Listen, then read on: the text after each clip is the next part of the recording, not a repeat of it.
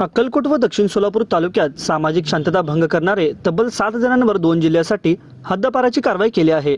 ही कारवाई उपविभागीय अधिकारी क्रमांक 2 चे प्रांत अधिकारी विठ्ठल उदमले यांनी केली आहे। सदर कारवाईमध्ये अक्कलकोट तालुक्यातील 6 तर दक्षिण सोलापूर तालुक्यातील 1 जणांचा समावेश आहे। सदर गुन्हेगार हे सातत्याने सामाजिक शांतता भंग करणाऱ्या गुन्हेगारांना आळा बसावा म्हणून संबंधित पोलीस ठाण्याच्या पोलिसांनी प्रस्ताव सादर केले होते। त्यावर पुरेसे कागदपत्र तपासून आजपर्यंत किती व कोणकोणत्या गंभीर स्वरूपाचे गुन्हे दाखल झाले आहेत याची पूर्णपणे माहिती घेऊन ही कारवाई करण्यात आली। 2 जिल्ह्यातून यांना हद्दपार करण्यात आले असून सर्वांना 2 जिल्ह्याबाहेर पोलिसांनी सोडून आले आहे। या आदेशाची अंमलबजावणी तात्काळ करण्याच्या सूचना पोलिसांनी देण्यात आल्या आहेत।